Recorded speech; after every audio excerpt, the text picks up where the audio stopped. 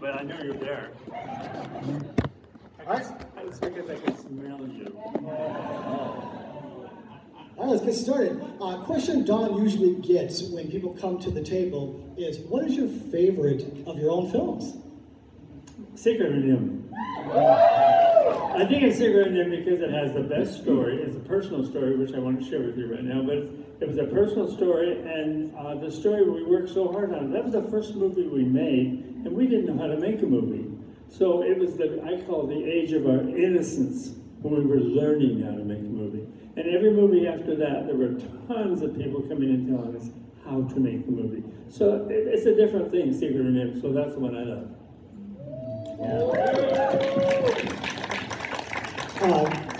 Mr. Bluth here has met Walt Disney.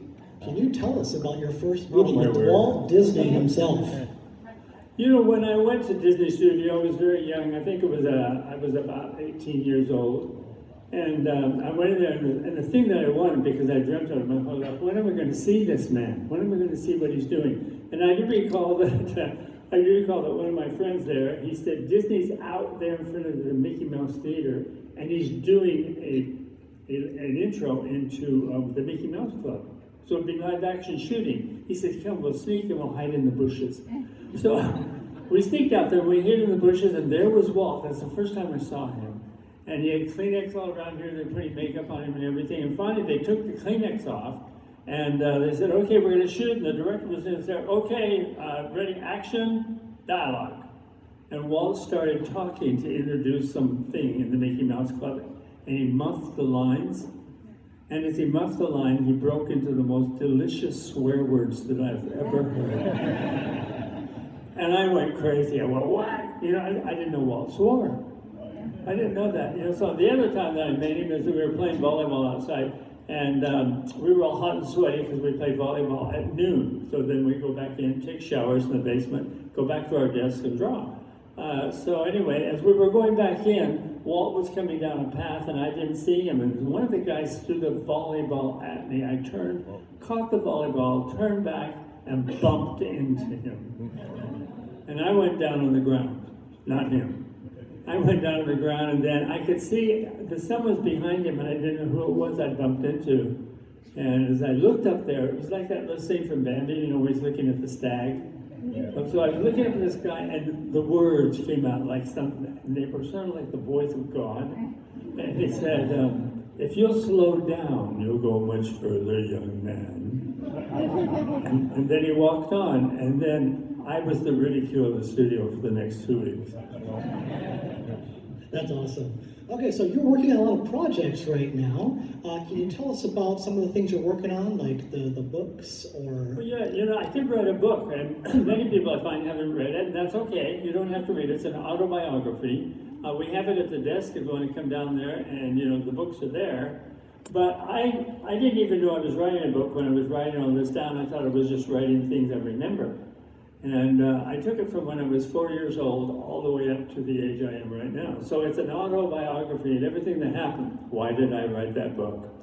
I wrote it because I discovered that everything I went through as I went through high school and then college, and everything I went through was what gave me the stuff inside my head to direct and make movies. So it's a roadmap. So if you read the book, you'll find all kinds of things like, what did my junior prom in high school have to do with making movies? It had a lot to do with it. So I try and explain that in the book. So if you read the book, it may give you kind of a paradigm in which all of you are going to wind up directors. I know that. So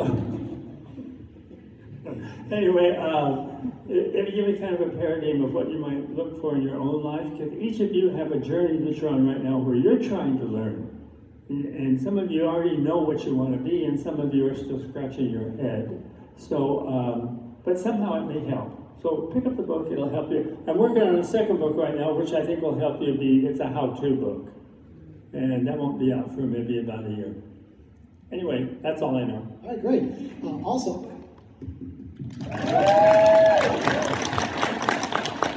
Don, you just had a documentary made about your life, and it's had 2 showings so far, one in Savannah and one in Dublin. Can you tell us what it was like watching the documentary about your life And, what were the feelings that came from that?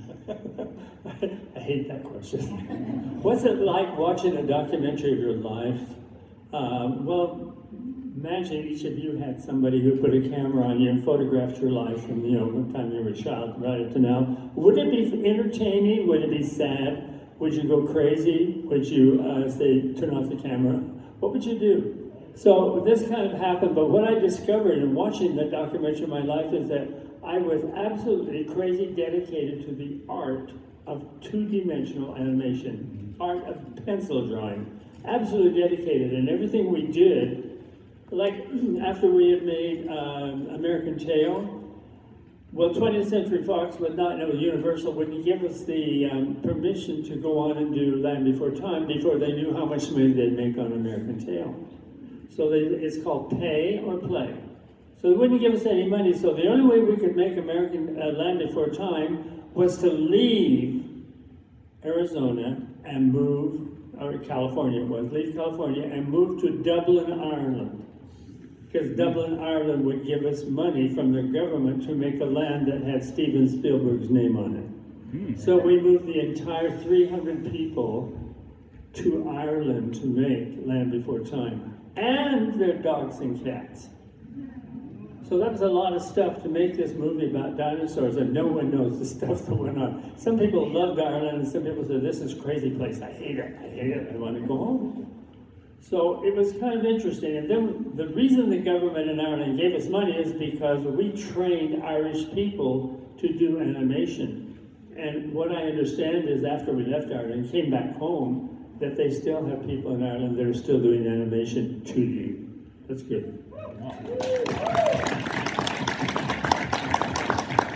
The Cartoon Saloon, I think it would be. They did Song of the Sea and stuff like that. A lot of your ex-employees train a lot of those people and stuff. That's pretty cool. All right, so I know we got to take questions, so if you guys want to start lining up, I think there's only one spot for lining up here. Hey, there's one thing more I got to say. Okay, sure. We have an online class right now. It's a university, and I'm trying to pass on the things that I've learned from the Nano Man and from all my experiences to people who want to seriously learn animation. If you want to learn how to do it, it can go into 3D and it'll still serve you, but we teach the 2D method online. So if you're interested in doing it, it's a 1-year-long course. If you're interested in doing it, we'll step forward and talk to this young man right here. Love to have you in the class, and I'll get to know you better. And also, there's a master class at the end of the year where you come out to Arizona and spend a week with Dawn every day learning how to animate a different scene each day. So, and at the end of that week, you get a graduation ceremony. So yeah, if you guys want to join Animations Dawn School, come on. So, all right, first guy. Hi, I'm Nick, and I was wondering, do you have any stories about working on the sequels to your movies like Bartok or Secret of Nim or anything like that, where it might be movies that other people haven't seen or even know about? Yeah, let me talk about Bartok. You know who that is, right? Yeah. Okay, Bartok, the first one, we had a guy named Martin Short. You know who that is? Now, Martin Short was the first voice we tried out. He went into the studio, he read the lines as a fast little, very, very, very nervous little bat. He read those lines that way. I took it back and played it for the people at 20th Century Fox, and they said, that's not very funny. Go back and tell Martin Short to be funny. Okay. Martin didn't like that at all, so we hired a guy named Hank Azaria. That's what I said. So when Hank came in, I said, I don't want to tell you about this character. He says, don't tell me. I have some ideas in my head. I'll tell you how I'm going to do it. So he went in there, and all of us remained in the sound booth. He went into the microphone, and he just started doing it. It was totally different than what we had conceived as Bartok the Bat. And he started talking, I can't even say that, started talking like this little slow bat who had some kind of thing in his head, and it was funny. Every line he could read the telephone book, it was funny. Martin, and the guy, was just, Hank is an amazing, amazing comedian. And so every line that he read, we took it back to the studio and they said, now I'm laughing. So he's the guy that wanted to be the little bat. And the bat, for me, is the star of the show. All right, thank you.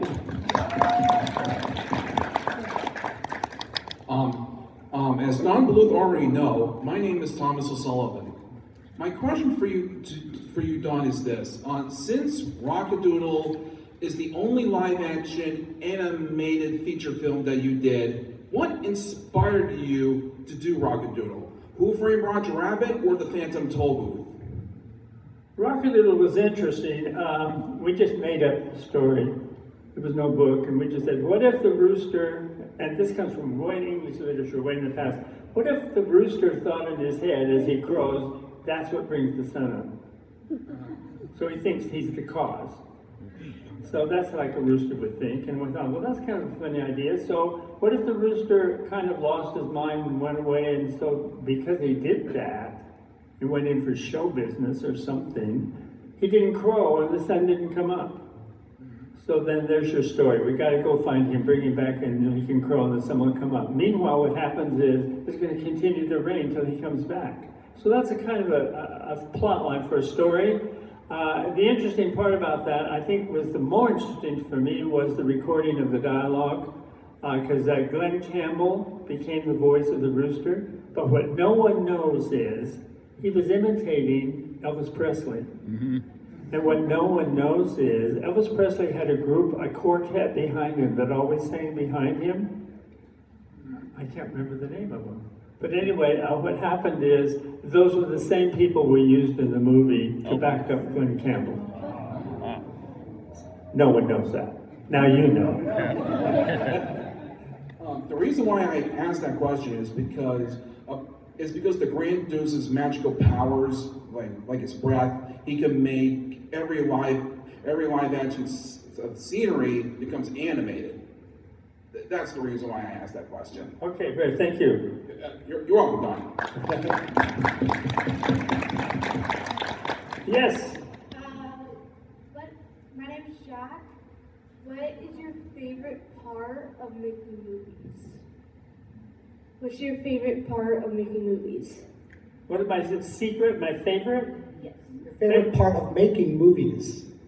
My favorite part of making movies is working with artists that know how to draw. That's the best part of the whole thing. And some of these people are crazy. So that was the fun part, to work with crazy people that can make wonderful things happen. Thank you. Thank you. Yes, sir. Thank you. My name is Jared, and were there any lesser-known projects that you've been a part of that you wish? I can barely hear you. Would you raise the mic for me again? Let me see if I can. There we go. Oh, now. Were there any lesser-known projects that you've been a part of that you wish would have gotten more love or attention than it did? Any movie at all? Anything? Let's see. That would have been Pebble and the Penguin. Because I think what happened to Pebble and the Penguin is suddenly we ran out of money and somebody else took over the entire studio and they finished the picture and they put my name on it, and so I didn't really get to finish it. That's what I said. That's about it. Thank you. Thank you very much. Hey, Don. So what was the biggest inspiration, or who inspired the most to find your style, your animation style? I have to give, the way I draw, you mean, Yeah. the style of it? Yeah. I think I have to give that to two people. One of them is John Lounsbury, who was one of the, what they call the 9 old men. The other one was Milt Kahl. And both of them were excellent artists, but neither of them could explain to you why. In fact, Milt Kahl was the hardest one of all. I only had one time in my whole career I stood behind Milt Kahl and he drew a picture for me. And it was a scene that I was working on in Robin Hood, and he said, this is the way that you get Robin Hood to just slap the water with his fist. And he was telling me how to do it as he was drawing it. And the dialogue went something like this. Well, you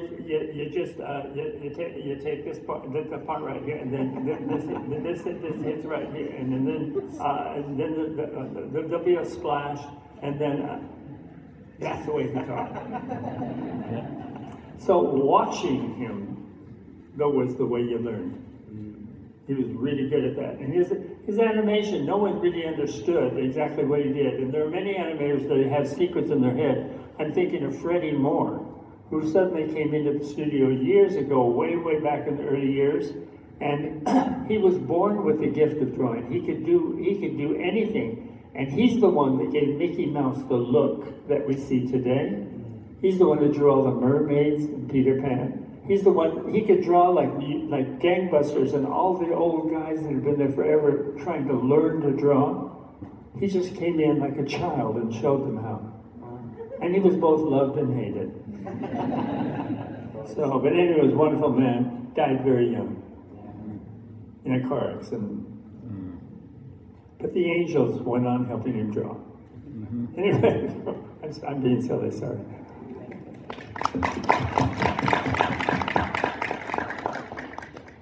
Hi, Mr. Blue. First of all, thank you so much for being here. It's such a privilege to be able to ask you a question I didn't think I would ever get to.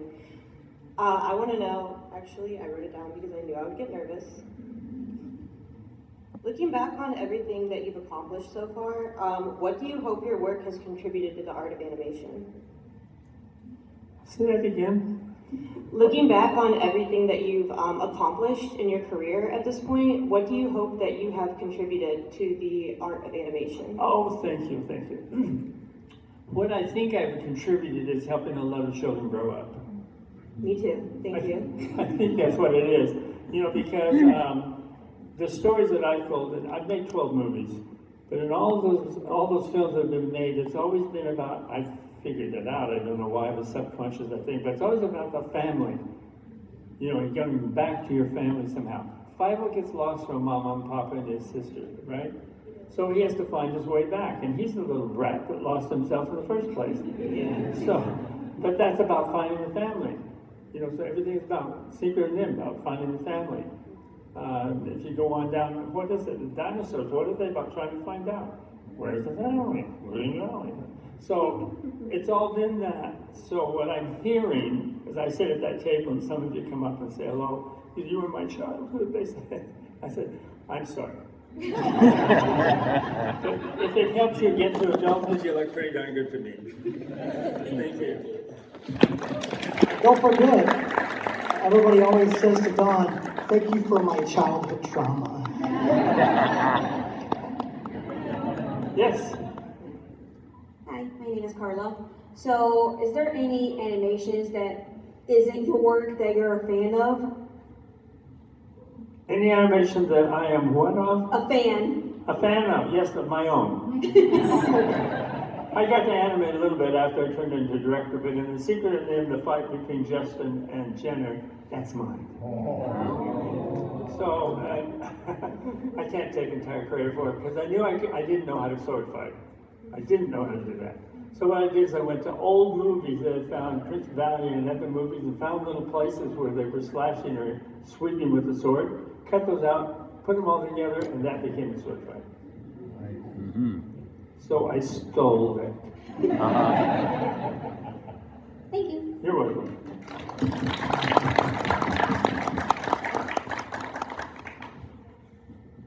Hello. Hello. Yes, in all the movies that you made, is there a particular scene that you or any of the others on the crew had the hardest time figuring out? The scene that I have a hard time figuring out? Yeah, like if you a scene that you were trying to animate, or any of your crew members, one of the artists even, had the toughest time. Yeah, I think probably there was a scene in Anastasia, and it's where she walks into the grand ballroom and out of the portraits, all of the ancestors come out of the portraits and come down to the ground and start dancing. Well, first of all, animators don't know how to dance. So you had to photograph it live for them, show a dancer dancing, and then they'd say, oh yeah, I can copy that, I can see that dance. So if they came out of a portrait that was up here, that means the camera is looking up at them. And then as they come down, the camera is level with them, and then the camera is looking down on them. Now we can't have these people just up there and then coming down, so what we have to do is the reverse. So we have to have the camera who is up and the camera moves down the other way around. The camera's down and the camera moves up as they just dance in place. And so it's an illusion. So it looks like they're coming out of the portraits. Then after you get that done, you only photograph about maybe 2 couples or 3 couples doing that. Then the rest is changing the costumes and placing it on the screen, helping the computers help us do that. But it took forever. That was the last scene in Anastasia we did. Yeah, it just took a long, long, long time. It cost $1 billion. Not that much. Anyway, thank you.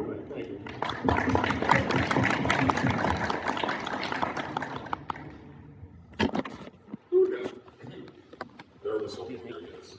Hey, Mr. Blue, how you doing? I'm doing fine. Thank you. That's good, that's good. My name is David Heath. Quick question for you.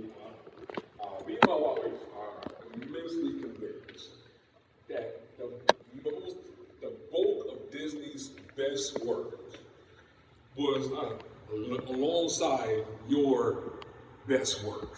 Okay, whether it's American Tail, Nim, The Land Before Time, you were doing your best amazing work. It seems like Disney was also doing its best amazing work. Like Little Mermaid, Aladdin.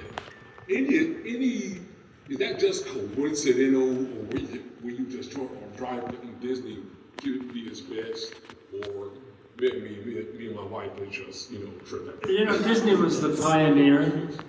Disney went in there and developed the whole theory of what it is to animate.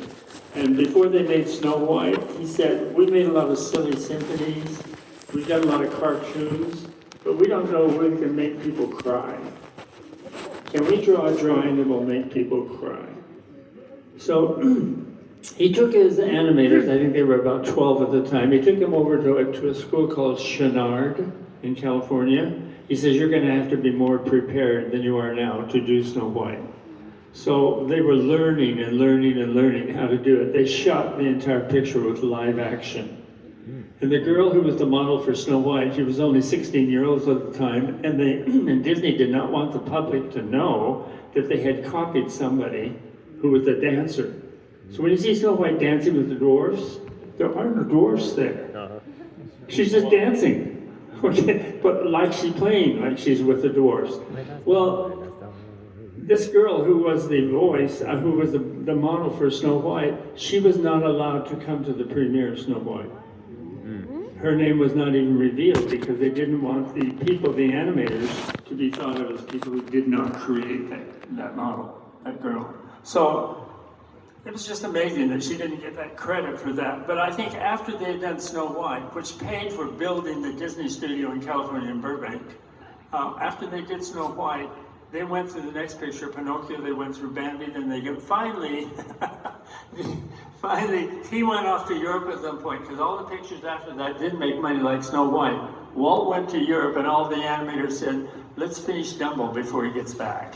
Yeah, that would be right. That way, we get it done. And maybe it'll make some money. He nearly went bankrupt, I think, I recurred 6 times. Because animation is expensive. Anyway, thank you. Thank you, appreciate it. Yes. Hello, my name is Olivia, and my question is for all of us in the room who want to be animators, who want to make movies, who want to work specifically in 2D animation. And with the rise of AI, what would you say is needed most in your industry right now, for those of us who want to work in 2D? It's an individual thing, and it seems to me that what I'm encountering in the university that we teach is a lot of people really don't know how to draw very well. And even if it's going to be 3D or AI or what it's going to be, you have to somewhere be able to draw. Draw takes practice. If I said to you, play piano, you can't do that without practice. If I say play trumpet, it's the same thing. Without practice, you cannot get good at anything.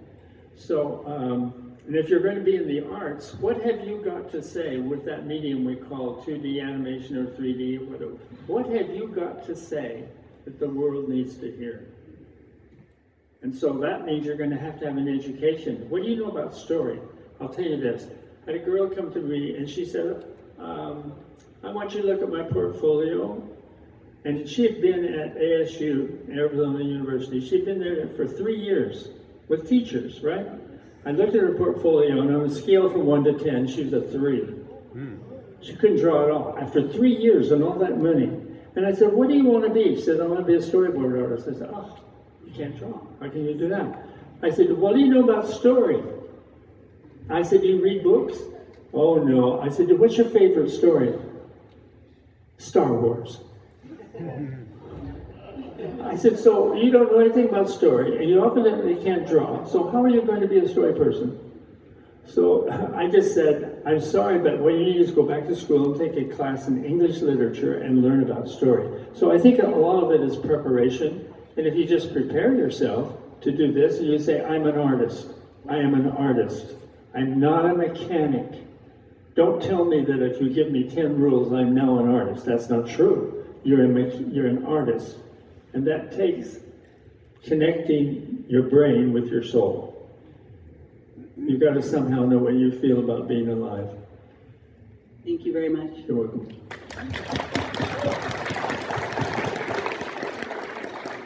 Good afternoon. My name is Sloan, and I have a bit of a simple question. You can barely hear you. Shout. My question is a little bit simple. But did you have a favorite part of The Land Before Time? Did I have a what? A favorite part of The Land Before Time? Land Before Time, I think I love the whole beginning when the 5 dinosaurs were being born. That was my favorite part. Why? Well, Steven Spielberg, he said, we're going to do a thing called Land Before Time. And he said, can we have a script? Oh, there is no script.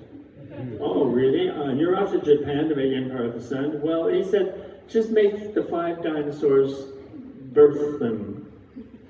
Just watch them being born, and we'll get you the script in a couple of months. So what we did, and I said, well, let's look at Fantasia. And so the whole beginning of that Land Before Time looks like something out of Fantasia, where the little dinosaurs are being born while we're waiting for a script. Thank you. Thank you so much. Hello, good afternoon, Mr. Blue. Big fan. Rock-a-Doodle is one of my favorite movies, and The Secret of NIMH really was one of the first movies that I saw when I was a kid. It scared the crap out of me. But my question is, I'm a writer, so I have to study story, and one of my favorite stories is The Count of Monte Cristo, so I look at it as a revenge story. So while creating all the movies that you did, what did you ever consider making like a revenge story at some point? I'm kind of a religious person. I won't go much further than that, but I know that in the Bible it says, revenge is mine, saith the Lord. So I said, oh, George Lucas about said Revenge of the Jedi, wasn't that happen? Mm-hmm. Somebody corrected him and he changed the name. Yeah. Revenge is a word we don't use. That's why we never did it. So a revenge movie is really, he gets into emotions that are very negative, like hatred, you know, and anger, and all that kind of thing. And by the time the audience leaves the theater and the movie, they probably go home and kill themselves. So, you know, it's just not it's best to make a happy movie. Thank you very much. You're welcome.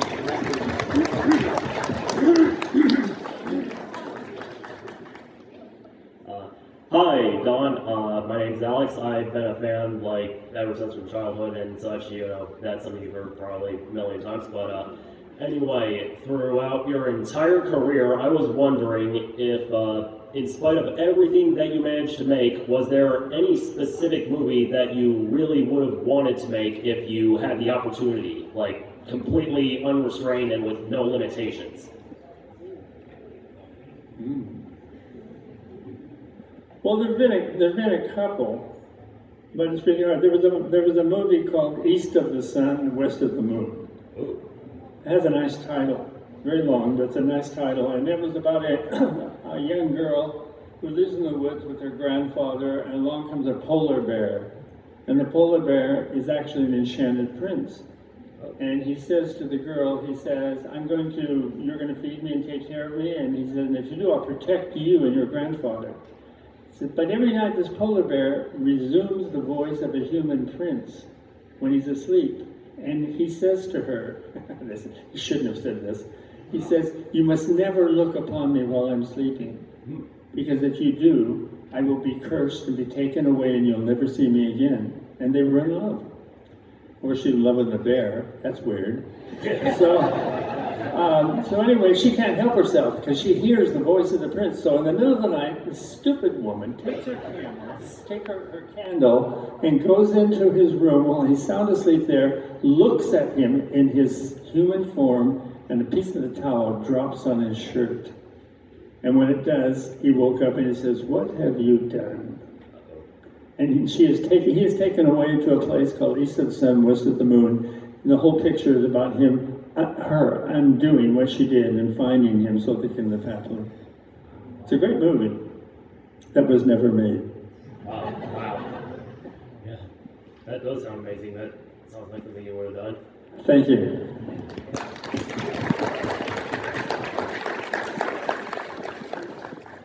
Hello, my name is Emily Ann. Former traumatized child. My question is, when you're working as a director, you have to work with actors. In an animation, it's voice actors, and a lot of times you have an adult who sounds like a child, but then also you work with children. What's it like working with child voice actors? Well, you know what, I look at it this way. Everyone that I meet, doesn't matter whether they're 5 years old or 40 years old, they're all children.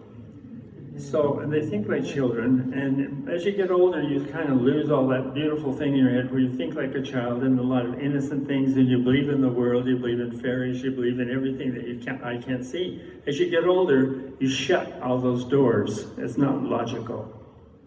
So it's really hard, I think, when working with the adults who are the ones who are artists, who draw the picture, is to convince them once again that, that there's a child inside. I have a wonderful story. When James M. Barrie wrote Peter Pan, the play, it was really, really good because there's a moment when a bomb is delivered to where Peter Pan is, and it's Tinkerbell that opens the bomb and it blows up and she's almost killed. And Peter Pan discovers this and he comes out and he sees her dying and he breaks the fourth wall. He goes off to the audience in the dark and he says, fairies can only live if people believe in them. And he said, do you believe in fairies? And there's a whole audience full of adults. And he said, if you do believe in fairies, clap your hands, then she will live. Well, there was no silence. Silence is all. And finally, one little girl stood up and started clapping her hands. And her mother joined her and started clapping her hands. And then pretty soon, all these old curmudgeon people stood on their feet and started clapping, not softly, but as loud as they could, because they wanted to believe they had lost the child. And when they did that, of course, Peter Pan got what he wanted, and he says, now Tinkerbell can live. And Tinkerbell bowed to the audience, came back and hugged Peter. So I guess what that moral of that story is, don't let the child in you die. Keep that alive, even though as you grow up and you start facing all the perils of the world. And there's a lot of them, they're going to make you discouraged. Forget all that and try and keep the child alive and believe in fairies. That's weird. Okay.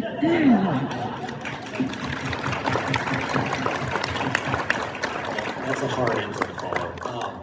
So my name is Landon. My question for you is, as many other people have just said, your early films, at least to me, were somewhat scary in nature, especially like All Dogs Go to Heaven.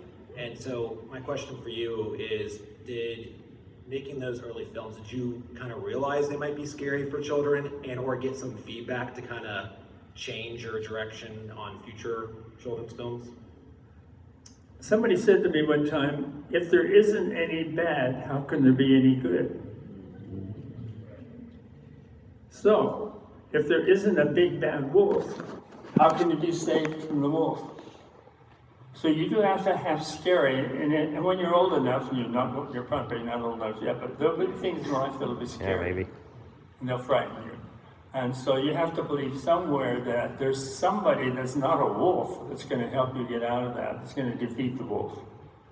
And so we have a lot of evil and we have a lot of good people in the world, and you're going to meet them. And you have to figure out how to defeat. And I don't mean physically hurt or threaten or anything, but I'm talking about don't let people injure your brain or your spirit. Don't let other people do that. There is evil in the world, and I put it in the pictures because I know it's there. And thank you. Thank you. Hi. I mean, you've made some films in your life that have bypassed generations. My mom, myself, my sister, we all grew up on your movies. Were there ever times in the studio where like you were making your films and you just knew, like in the creation process, that this was going to be something that would span generations in success or impact? That's a good question. The answer is no. No, all the time I was making the films, I was concentrating on working with all the artists in the studio and trying to keep them, on course so that they were doing their job and have them like each other. And all the time I was doing that, I wasn't thinking about how it's going to affect future generations, and it wasn't there. And so by going to the cons that we go to, Laval and myself go quite often to those, and I listen to people come up and tell me that it did affect their childhood, and I am surprised by that. So I didn't have any idea the effect that it would have, but I think it helped a lot of people through some hard times. Thank you so much. You're welcome.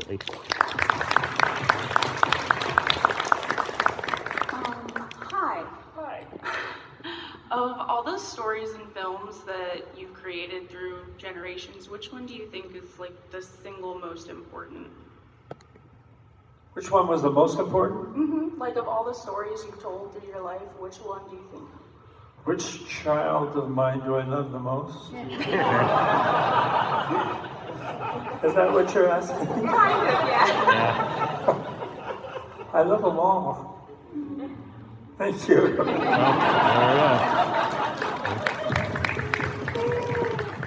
Hi, my name is Liam. I'm not sure if this has already been asked because I came in a couple minutes late, but you obviously inspired like countless artists and animators. But I was wondering what inspired you, like when you were starting out, or maybe like if you hit like a slow spot in the movie that you just needed somewhere to look for inspiration? You know, that's a good question. I have to think, when I was about, I think 4 years old was the first time that I saw Snow White and the Seven Dwarfs. I'd never seen anything like that. I'd been to movies before, but my mother took me to see this movie, and I sat there and I watched it, and it was amazing to me. I don't know why it affected me so, but it's the beauty of it, the colors of it, the story of it, and that wicked queen turning into that witch, my word, that's scary as can be. And all that went into my brain and wouldn't come back out. So it was scary, and I watched that, but even after I went home, I collected all kinds of pictures, like you guys do, pictures of things that were in that movie, because it was an experience. The most probably indelible experience was the one in Bambi. I was sitting next to my mom, and she said, we're going to see a picture, it's going to be like Snow White, but it's about a little deer, like you. And so as we sat there, and I even remember the dialogue, the mother is walking her little son, Bambi, to the meadow, because it's been winter and they were after some spring grass to eat. And as she's going, Bambi says to us, you know what, we're not the only deer in the forest. The mother says, who told you that? Thumper? Oh, well, he's right, there are maybe them. Why don't I ever see them? You will, perhaps on the meadow sometime? Perhaps. Be hushed now, we're almost there. Now the mother went out onto the meadow. While Bambi's hanging back, she's trying to test whether that meadow is safe or not. And pretty soon she turns. Walt had a bunch of birds fly over the meadow, singing and everything, and land in the bushes. So the mother turns and says, it's fine, Bambi, come on out. Bambi runs to her, and now they're eating grass. When you hear that music go, da, da, da, and you go, oh no. The mother raises her head and said, Bambi, quick, the thicket. The thicket. Bambi, run, faster, faster. Don't stop, don't look back.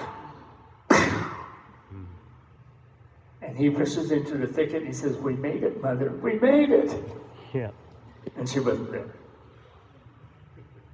And so then, you know, then I'm sitting there and I just been watching my mother being killed on the screen, and she's sitting right beside me. So how does that compute? So anyway, then suddenly the great stag of the forest is there, who he's met one time before, and the stag says, "Your mother can't be with you anymore.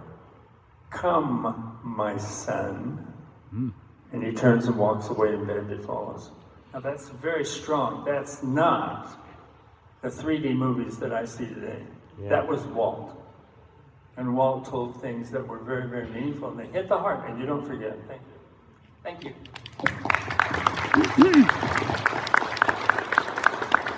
Hi, my name is Colton. Out of all the musicals that you've made, which one do you think had the best song? And what song was that? Music or comedies are you talking about? No, your figure of your songs.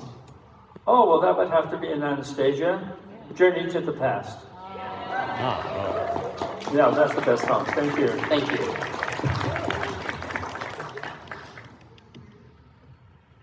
Hi, Mr. Bluth. One of my favorite things about Anastasia is that she has an attitude and she's not worried about being a lady, which I feel like is very different from most of the Disney princesses. I was curious what kind of inspired that. Like, she's very different from a lot of the other princesses at the time. Say the question so I can hear the Oh, question. I'm so sorry. What inspired making Anastasia and having Anastasia have like an attitude and not being concerned about being a lady? Okay, I think most of us have the feeling of being an orphan a lot of times, particularly after you leave home or if your parents are at work all the time. You feel like you're alone. Now, she feels alone, so you're going to identify with that because she has no memory of her past. She doesn't even know that she's royal. Not like one of the Disney princesses royal, but she's royal. She doesn't know that. And so it's like trying to find out who you are. And let's say, what if you guys in this audience are all princes and you don't know it? Wow. That would be something to find out, wouldn't it? So, and I think in her case, what she is she's a fighter, and we looked for a voice of somebody who could be a fighter sound. And there was no one better than Meg Ryan. So, you know, by putting Meg Ryan in that voice, in fact, we knew that we had to convince Meg Ryan to do that part. So we animated, we went to a movie called Sleepless in Seattle, and we took a little piece of dialogue that she had in Sleepless in Seattle, we pulled that out, we read the track, and we animated Anastasia saying that line. And then we showed Meg. And Meg said, "Oh, that's me." "Yes, that's you. We want a whole picture be you." And that's how she consented to do it. Oh. Very good, thank you. We only got about 30 seconds left, so last question. Pleasure to meet you. My name's Serena. My question for you is, what led you to have the inspiration for the Land Before Time movies? Inspiration for Land Before Time movies. What was the inspiration for it? Yes. I would think that's Steven Spielberg. Yeah. Yeah, because I had my eye on doing a movie about a whale, right? And I said that to Steven one time. He said, "A whale?" He said, "People don't care about whales, but they do care about dinosaurs." Yeah. So, and I said, "Oh, well, Steven, you would know." So,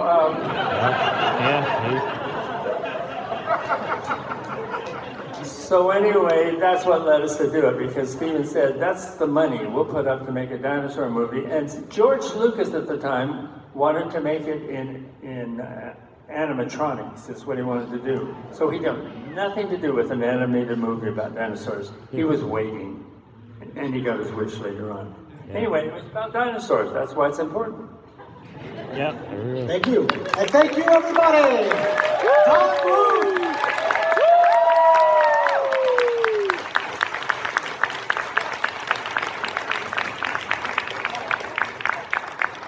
I guess he wants to get a picture of the audience and Don. What are we going to do? You're going to stand right here? Okay. Can they get up? You guys want to come up?